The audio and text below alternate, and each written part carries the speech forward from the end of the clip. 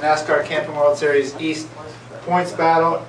Driver of the number 00 Napa Toyota, Ryan Truex. Ryan, talk about your season so far to date. We've had a really good season, I think. I think we impressed a lot of people this year with what we've done. We've just had great cars every single week. I mean, we show up and we're just fast right off the truck. We got great equipment, great people back at the shop. Everyone it's just a team effort. Just really special. Sitting second in points, 30 points out of the first. Driver of the number 71 Nemo Cream Construction Chevrolet, Eddie MacDonald. Eddie, talk about your season so far. Yeah, we've kind of had an up and down season. Started off this season with a couple bad runs, the second and third races, but we seemed to pick it up towards the end of the season and had a lot of strong runs towards the end. The crew just has been doing an awesome job getting the cars ready, and just can't thank them enough. And hopefully we'll have a good run here tomorrow and see if we can catch Ryan with all these. I'm sure he'll be quick tomorrow. And in third place going into the finale, driver the number 88 JoJo Enterprises Hartsville Mini Storage Chevrolet, the veteran of the group, Jody Lavender. Jody, talk about your season today. Well, it's kind of the season wasn't even supposed to be. Starting off this year, me and Jimmy had talked about running 3 or 4 races, and I've been trying to cut back on my racing, and then at the same time, after 3 races, we're sitting there leading the points, and next thing you know, we show up in Iowa for the next race, and kept going from there. I mean, to be working with a limited budget like we have been, and limited budget and not a whole lot of help in the shop and everything, it's a pretty major accomplishment for these guys. For us to be able to come out and compete against the likes of Michael Waltrip Racing and Joe Gibbs Racing and teams like that, and our little hauler looks kind of funny parked over there in between all the big rigs, but it's definitely been a great year. We performed well at the short tracks and the places we needed to perform well, and some of the places that we're not geared up for we struggled at. But all in all, definitely can't complain, and just very proud to be sitting here, among a group of talented guys like this. We'll go back to Ryan. Ryan, third race of the season, you're coming off a 33rd at Iowa.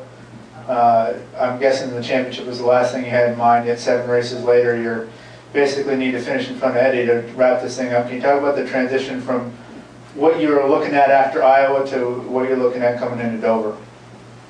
Well, we ran really good at Iowa.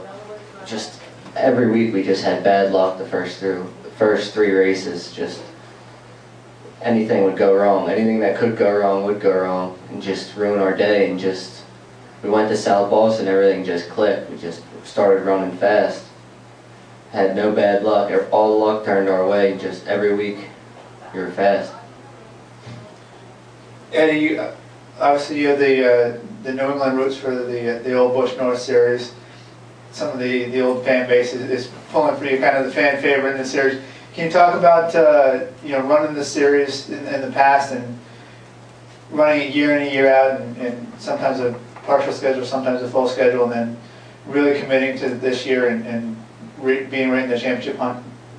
Yeah, I mean, just getting teamed up with Rob Grimm, my new car owner. This is the second full season we've done with him, so to go from 7th last year and to be second, and we're still a good ways away from Ryan, but just you never know what can happen tomorrow if we have a good run and something happens to him. But other than that, we've had a great season, and just to be teamed up with Rob Grimm just really made a difference in our team. And then Jody, can you talk about, can you elaborate a little on, the season that you've had has really kind of come out of nowhere, kind of flew under the radar for most of the year, but going in week and week out and battling guys like DiBenedetto and Gresham from Joe Gibbs, Ryan Truex, Eddie MacDonald, Mike Olson's team, Andy Santerre's team. Talk about going against them week in and week out in the competition level in the series. Well, the competition level in the series is definitely, pretty high caliber teams here. I ran a few races back in '06, I guess it was, and it was, coming in here last year and then into this year, I was just amazed at how much tougher this series had gotten. And, I'm not completely a veteran yet. I'm still only 29 years old. I mean, you keep digging on me about being a veteran here.